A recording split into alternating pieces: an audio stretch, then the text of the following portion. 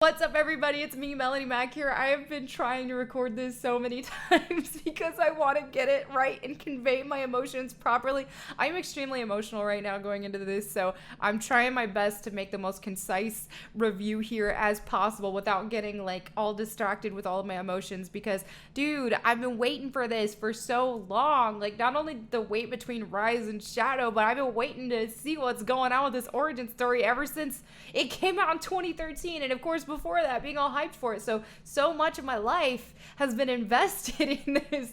So after finally beating it, it's like, oh, I have all the feels right now. So before I start this review, I do want to say that I am going to keep this spoiler free, but that just depends on what your definition of spoiler free is. Because if you want to hop into this game blind, don't watch my video, don't watch anybody else's video. If you want to go in completely blind, then don't. But that said, like, I am going to keep this as spoiler free as possible. So I'm not going to give away like plot points and story points, but I'm still talking about the game. Ooh, okay, let's jump in. So first and foremost, Lara's personality. This is a big, huge thing that I want to talk about. It's a big deal to me. And as I've said in my Rise of the Tomb Raider review, my biggest complaint was that Lara didn't really have much of a personality. She was just dramatic all the time and just so serious. And it was like, please give your girl a personality, please. It's so important because, like, man, she's my hero. I look up to her, and you know, she deserves to have a good personality. She deserves to be written well. And I feel like with the reboot and with Rise of the Tomb Raider is she was so dramatic and things were so serious all the time that there was a bit of a disconnect, and I couldn't really relate to her because it was just, you're just watching a girl get beat up the whole game. Like, what the heck? And then she's like so dramatic all the time. So at first it's kind of like, oh man, I feel bad for her. But I couldn't empathize. I couldn't feel those feels. You know what I mean? Because it was just so dramatic. Now, Shadow is like, man, they just like, dude, I gotta give it up to Jill and like the writing team because they killed it with Lara's personality. Absolutely killed it. Now, I do want to stress that those who are like super fans of the classic Tomb Raider, and I am too, but don't expect to see classic Lara incarnate because she's still, you know, she's still a newer version, a more multifaceted personality, you know what I'm saying? So you're going to see a lot more sides to her. And when you really think back about on the classic games, her personality was just more one-dimensional, especially in Tomb Raider 2 and 3. And I don't know. I mean, I still love, like, classic Lara is so inspirational. I love seeing her sassy side and stuff like that, like in Tomb Raider 1 and in Tomb Raider Chronicles especially. She was very sassy. But we didn't always see a wide range of emotions from her, and I feel like that's partially because of the technology back then and the storytelling, and the games back then aren't as grand as they are now, and in depth and all that good stuff. So I do feel like they're able to portray a lot more now in games than they could back then. So that said, I feel like she is now an extension of, you still do feel some classic Lara in there, but she's still, I don't know, she's just more of a person altogether. And I feel like this is the best characterization we've had of Lara ever. And I can say that confidently, and I never thought that I would, but this version of Lara is the most well-rounded personality that we've ever seen in any Tomb Raider game in the history of time. So that has me completely blown away. I love to see her, like, I love to see that she's happy sometimes, she's a little silly sometimes, she's awkward sometimes, you know, because she's an introvert. So she has those moments where she's just kind of awkward, like socially awkward. She doesn't like crowds, for example. But one thing with the story is that it really puts her through a lot, and she goes through a lot. And so you see such a wide range of emotions. So you see that she's like obsessed and fascinated and like into what she's searching for, and just like her studies and her father's studies and archaeology and all that stuff, and she's like really into it. She doesn't take herself too seriously most of the time. So even, for example, when bad things happen or whatever, and I don't know, I don't want to get too like spoiler here, but you know, she's got her focus, and her focus is on her archaeology stuff, that she's like the things that she wants to find, and her studies and all that. So that's her focus. So even when things get kind of intense, she's like still focused on the goal, man. She kind of like one track mind on her goal. Now, that said, there still are times where she does get emotional. There are times where she gets dramatic, but it's not the whole time, so that whenever she does this time, it actually makes you feel it. So my absolute favorite part of the game is when she gets mad. And that's the thing, is you see these range of emotions and you see her go through these different emotions, but then you see her get mad. And that portion of the game had me screaming, had me like, what is going on? I can confidently say that seeing her mad is the most badass Lara has ever been. Ever. And that's like saying a lot, because your girl classic Lara, she was a beast, man. But I'm telling you, the way they portrayed her being mad was like, do not mess with this girl. Don't even try. That had me crying, it had me screaming, it had me just feeling all kinds of things to see her like this. And not only that, but you can tell, I just feel like the level of writing and just atmosphere that has been put into this game with all of her emotions was done so freaking well. Like, because even when she's mad, the music they have is just like this bassy, like, boom, and it's like, you feel it, you feel mad, you know what I mean? So it's just like, oh my gosh. So you're going to see that variety of emotions with her. You're going to empathize with her. And I feel like just everything that she went through and all of the range of emotions she went through, it's like Camilla Luddington has said in interviews before that this game and voice acting for this game took a lot out of her, and it shook her, and it like had her like all shaken up. And you know, sometimes you wonder, like, oh, you know, they're trying to sell a game here, you know, how does she really feel? But I believe it, because just playing it, and I know I spent 14 hours straight playing the game to beat it the first time. I'm gonna be going back to it, of course, but yeah, the 14 hours, and that was mostly staying focused on doing the story stuff. I didn't do as much exploration as I'm gonna go back and do, but yeah, I was like so intense, like the story was so intense, I had to see what was going on. So I definitely see why that took so much from Camilla, because just watching it, literally the day after I beat the game, I was like, I need to record my video, and I was like all prepared for it, but I was in such shock, and like, I don't want to say that it's necessarily in such shock about like what happened with the story. It was just the emotions, and it was just the roller coaster of emotions that I went through playing that game and seeing from Lara, and it had me like, I had to spend a day to process it, and I had bottled up so much emotions from that game that like Joey gets back home from work and he's like, are you okay? You seem like something's wrong. And I was like, I'm trying to process what just happened. And I started weeping. Like, I was just weeping, and I didn't understand it, and I was so embarrassed. And he's like, what's wrong? I thought you liked the game. And I was like, I loved it. It's just, I've got like, it was a feels trip. It was so much, and it just, I had to cry it out. And after I cried it out, I was good. But it's just a lot. It's a lot. Like, it's a lot to see her, just so much, just to see all that from her, you know? So yeah, that had me shaken up. It still does. And I still like, I want to beat the story again so that I can like process it more. So the story overall, I think, was definitely the best we've seen in a very, very long time. Of course, I really love Lara's characterization, but they did a good job with the story overall too. And one of my fears was that Jonah was going to be in like with Lara too often. And I shared this in one of my preview videos. But I can say that that's not the case. There is a lot of Lara by herself, like, and when Jonah is there, it works well, because that way we get more personality from Lara herself. And that's the thing, is I feel like they paced it well, because whenever you have Jonah there and you see her personality, like Lara's personality interacting with him and then bouncing off of each other, and they complement each other well, because Jonah, he's like the social one, Lara's like the introvert, and she's the one who's super into like her studies and things like that, which is cool. But I feel like after a while, it was like, okay, cool, Jonah's cool, and then you see Lara kind of like going off and doing her own thing, and it's like, yes, I like this. This is good. She still likes to work alone, you know?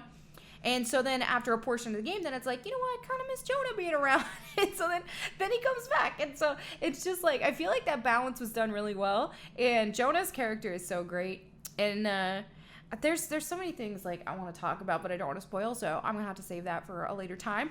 But anyways, yeah, they did a really good job with that. I really liked Dominguez as a villain because his intentions weren't even in a bad place, man. Like he doesn't have bad intentions. He wants to do the right thing, and it's just a matter of sometimes there are areas that it's like, hey, what's really the right thing to do here, you know? And he just didn't see it that way, but I like that. I like the overall story behind the dagger and the box, and it felt like you cared a lot more about the artifact and what it does, and it seemed a lot more powerful.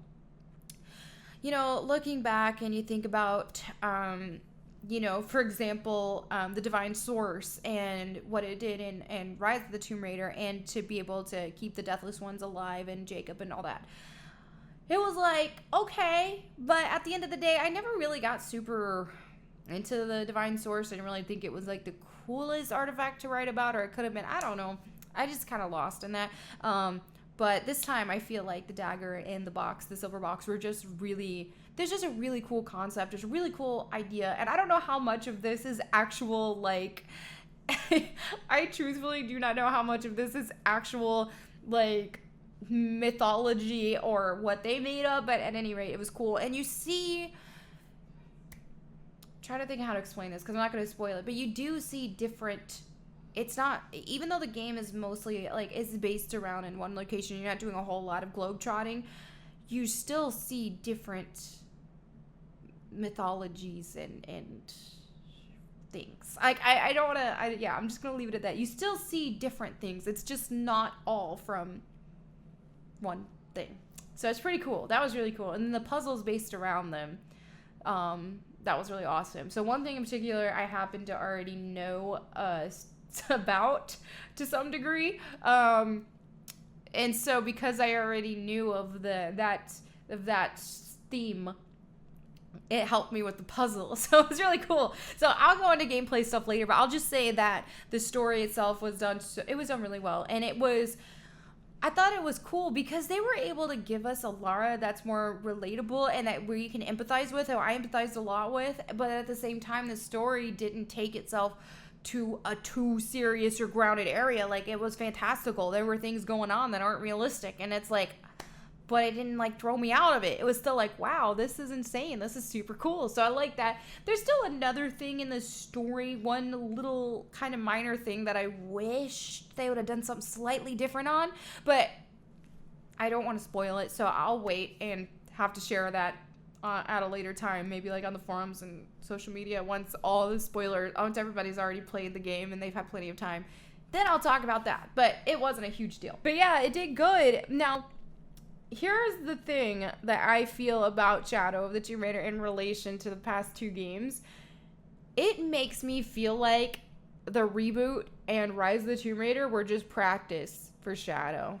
That's how it makes me feel. And I don't know who all will even agree with me on this, but it makes me feel like those two in my head aren't even canon anymore, because this by itself, you don't even really have needed to play the past two games, because this felt like an origin story by itself. Like, you got Lara's progression in one game done better than those other two games combined. And like, I ain't trying to hate on those games because I love those games, but let's be real here, is you see so much progression in Lara's character and it's done right, and you get the answers that you want. And so, like, even the parts about when Lara's family is mentioned, that's something we've always hated. Some of us hardcore fans were just like, I don't care about the family drama. Please, freaking get over it. Can we move on from this? Like, we wanted Lara's story how it was before, where she was disowned from her family instead of, like, her parents dying and all that.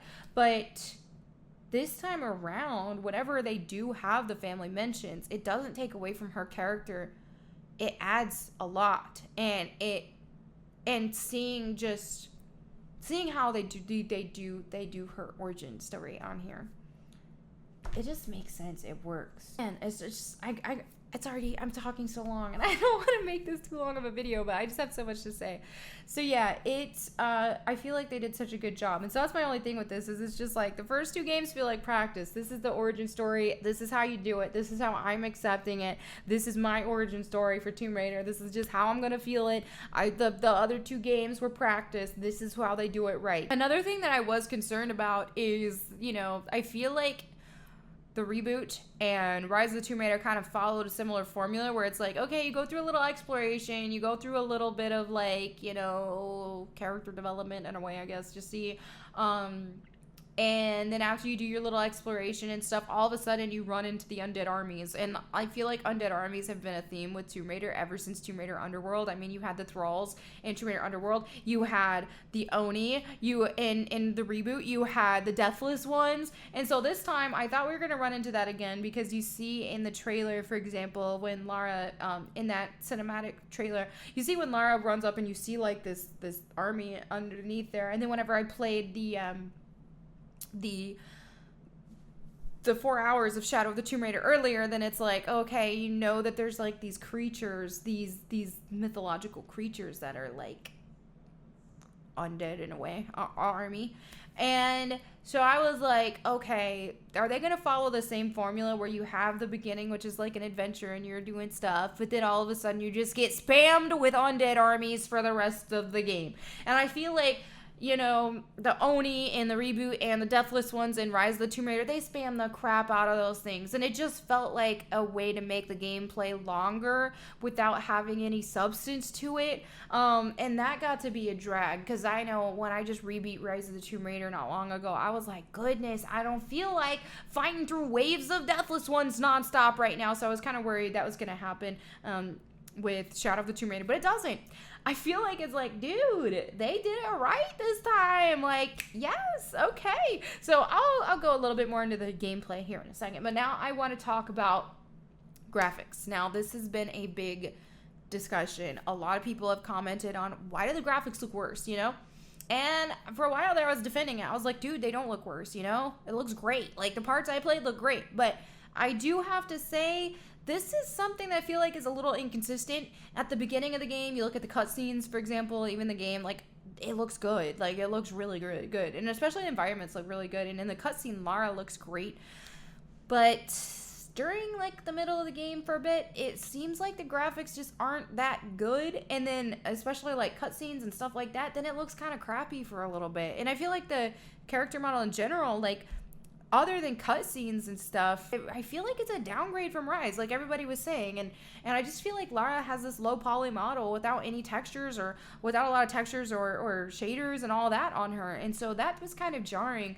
That was a little disappointing too. I mean, the game still looks good and I feel like the environments are just gorgeous. But Lara and the characters in general, sometimes it's like, dude, give your girl some textures. And it's not like the biggest deal to me. Because to me, like, graphics aren't the most important thing in the world. Like, they hit the things that are really important for me. And that's, like, getting Lara's character right, getting a good story, and the gameplay being where I wanted it to be. But still, I mean, that is a thing. Now, I don't want to say, like, for the cutscenes themselves and the well-rendered cutscenes, they look great. They don't need all that MOVA stuff and everything that they used for Rise. I don't even really care. Because even though they spent so much time on facial expressions, they didn't even have, like I've complained before with Lara's eyebrows being, like, up to here, like, where she looks like she's freaking out all the time, or her mouth was open all the time in Rise of the Tomb Raider, and she just looks so, like, every expression was, like, so dramatic all the time. And so I was like, I can handle the way that they did the cutscenes, and especially when they actually put a lot of time into the shading and the lighting and all that. They look great, and the animations look great. Everything in the cutscenes look good for the ones that they put the time into. And even that, like, with her arms, and I've talked about, like, Lara's arms in the past because they did make them smaller than they were in E3, and they still are smaller. But when you watch them in the cutscenes that are done well, they still look strong because they're, like, freaking, like, shaded well, and, like, that on that scene in the plane and all that, like, they fixed it. Her arms look really good. But then when you get to that middle part of the game and you just see, like, no lighting and no shadows and stuff on her arms, it's harder to tell at some angles that she's actually got, like, strong arms. She still looks strong, but I do have to say I'm not as impressed with her physique as I was at the E3 the E3 build. I was just like, dude, give me those triceps back, girl. I miss them. But she still looked really strong. I'm still, like, impressed with her character model, especially in the more well done cutscenes. So I'll say that much. But on the topic of graphics, this is why I feel like the photographer mode is a little bit of a disappointment. Because there were so many times I was trying to get a cool picture, and I'm used to, like, dude, Horizon Zero Dawn's photo mode was so good, and I got some sweet sweet photos for that. And then looking at all the Spider-Man photo modes, for example, like, it looks solid. But this time around, the photo mode is mostly pretty crappy because Lara's expressions look so derpy. It's like, Lara looks kind of derpy sometimes, and it's like when she's refined and all that, she looks good, but in the game, like, her hair looks all wonky, her face looks goofy sometimes with those expressions. There's a low poly model without all the shaders on it, and it was like, dude, I just don't, I got a couple okay screenshots, but in the photography mode, the only screenshots I really felt that proud of were the ones that didn't show Lara's face, because it just looks so derpy. Like, I don't know. But I mean, it wasn't all the time, but for some reason, I don't know, I just feel like it wasn't quite at the level of some other games. But also, like, Shadow of the Tomb Raider isn't a first-party game, so that makes a difference. You know, if you're thinking of, like, Horizon and all that, that's a first-party game, so it tends to be a difference in terms of, like, quality when it comes to that, so I can understand that. So I do have to say that is a bit of a disappointment, but I do appreciate that they put it in there because people have really wanted it, and I've had fun playing around with that, and I will continue to do so. But it's not as impressive as, like, a Spider-Man or Horizon Zero Dawn photo mode for sure. Now, talking about gameplay, now this is what's serious, man. Now, I played on normal combat, hard traversal, and hard puzzles. I would encourage everybody to play this way. To me, this feels like the true way to play a Tomb Raider game, but that's just me. I know everybody's different, but I feel like this made a huge difference in playing through the story, playing through the game itself. It felt like a Tomb Raider experience. Now, I know a big chunk of that is because of the game itself, but the difficulty being that way also just made it even more better for me. Now, if you're the type of person who just doesn't even care about puzzles and you want your handheld and all that, then do what you're going to do. But for a true Tomb Raider experience, freaking play it like that, man. That's how I feel. I'm going to go back. I want to play on hard difficulty too, but hard on everything. But for my first playthrough, I really wanted to play it like that. So yeah, that's how I did it. So a big thing with Tomb Raider, and a big thing that a lot of us hardcore fans from the beginning have felt like we were missing from the 2013 game and from Rise of the Tomb Raider, is that there's not enough tombs. It's like there's side tombs, optional tombs, but in terms of actual tombs that are a part of the story, it was lacking. And this time around with Shadow of the Tomb Raider, it feels like a Tomb Raider game for once. Like, it's like, this is Tomb Raider. There's a lot of tombs, there's a lot of puzzles that are a part of the main story. So you do have those optional tombs as well, but the main story has a lot of puzzles, and the main story, the emphasis is on traversal and puzzles a lot more than it is on combat. Now, there are parts of the game where it does get a little bit more combat heavy, like at the end, for example, but it needs that. And I feel like by the time I got to that part, I was ready for some more combat. And the combat wasn't just spammed. Like I was saying earlier about, like, the Deathless Ones or the Onis from the past two games. They were just kind of spammed in there. Like, here, let's just throw a bunch of these in there to take up a lot of your time because it's going to be like a pain. There was intuitive combat this time around in Shadow of the Tomb Raider. Instead of just having a bunch of things that you're just going to have to fight just to take up some time, I don't want to spoil it, but I'm not going to spoil how exactly it's done, but it's done intuitively. It's like you have to still use your brain, and you have to, like, it feels like it's not just being spammed in there just for the sake of it. So I did appreciate that.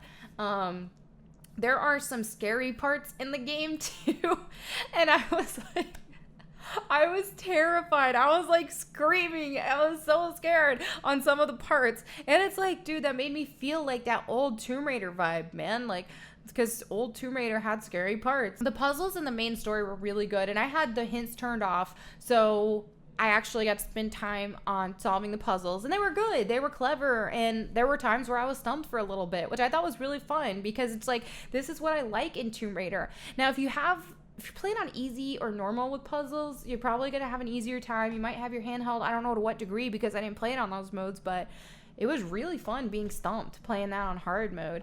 Now, in terms of the tombs, the optional tombs, I didn't play through all of them yet, but the ones that I did play through were really freaking solid. And there was one in particular that after I finished that tomb, I, like, put my controller down for a second, and I was like, wow. Just wow, that was so good. Like, that was really good. And I was, like, super excited about it because it just felt like a Tomb Raider experience. And I love it, man. Like, you got underwater traversal. You got to look out for, like, piranhas and stuff. And you got to hide in the, like, little algae thingies. I don't know. You got your standard, like, Tomb Raider puzzles that make you have to think a bit. You've got your traversal throughout the game, and so it's definitely feels like a Tomb Raider experience. You got some parts that are scary, and the tombs, they feel scary, and the traps, and they feel dangerous. And I know a lot of this stuff they've already said, the developers have said, but it's true. And so you feel like the actual game feels like an adventure. It feels like an archaeologist adventure, you know, like a Tomb Raider game, like it should. And I didn't get that feel from Tomb Raider 2013 or Rise of the Tomb Raider, because those games felt like, they felt like you're trying to survive. And I feel like the setting too. And Rise, I adore Rise. I love that game. It's one of my favorites, but the setting isn't nearly as impressive as Shadow of the Tomb Raider. And the general gameplay, even, it's not nearly as impressive. And I was so happy with Rise that before Shadow came out, I was like, dude, I don't know if it's even close as good as Rise, I'll be happy. And I'm like, dude, they don't play around, because it's better. It's a lot better in terms of everything. Like Lara, in terms of the like puzzles, the gameplay, the setting, the experience, the atmosphere, all of that. I mean, the graphics, though, probably are better on Rise, honestly. I do have to say that on some parts. But on some parts, Shadow looks better. It really depends, because, like, Shadow it wasn't consistent in terms of the graphical department. So, yeah, I do feel like I can't stress enough that this actually feels like a Tomb Raider game in terms of gameplay. Now, my worry with the gameplay is just how the general audience is going to take it. Because if they're wanting like an Uncharted experience where you're basically doing an interactive story of sorts and the gameplay and followed by action scenes, you're not going to get that, because this is an adventure, and the main focus here is adventure, and it's traversal, and it's puzzles, and with some combat, some scary stuff, and like just feeling like you're on this adventure and that you're there, like you're watching Lara do this. So I don't know. I know that the hardcore fans are really going to like it, because I adore it. But in terms of like the casual audience that they just want an interactive story, it's not like that. You don't have a cutscene every 5 seconds. Like, to me, there's a just right amount of cutscenes, and it's not every 5 seconds, and you don't have the game disturbed with cutscenes all the time. Like, you get to freaking play the game. Let it tell its story itself. There's a lot to do and a lot of side quests and stuff that I haven't done yet. That I've done some of them, but I'm like really excited to go back and play a lot more. This is the one thing I feel like the replayability is pretty huge for me, because like I'm gonna want to go back and get 100%. I'm gonna want to do the new game plus mode. We got a bunch of DLC coming out, so there's definitely a lot of replayability with this game, and there's a lot of stuff that they're gonna continually add, which I think is exciting. So I think if I were to think of another con, it would probably be the outfits were kind of underwhelming. I like the main outfit a lot, though, so I will say that. It's tactical, it's cool, it's kind of reminiscent of classic Lara's outfit with the turquoise top and things like that. So it was just like a mix between Underworld and classic Tomb Raider outfit, which is cool.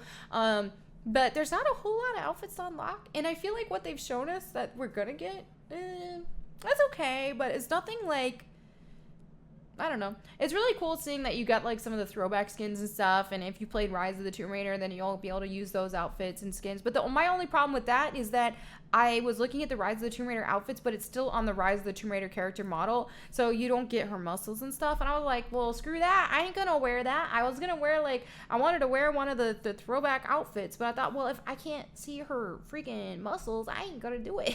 Like, come on.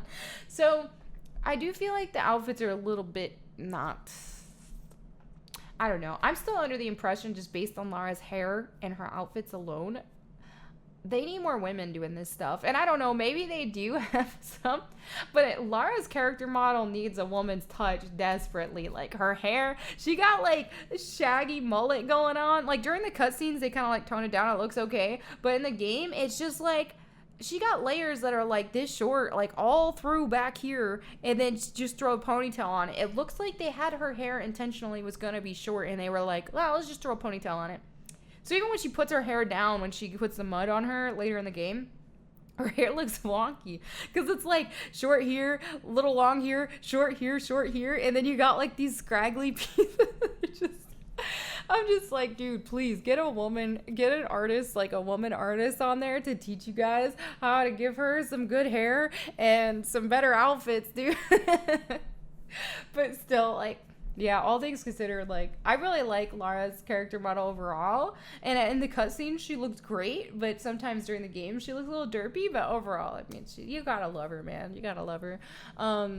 So, yeah, I think that just seeing her personality is what made it was huge for me. She's so likable. Like, she's so freaking likable. You just like her, man. I love her. It's like she's my hero now.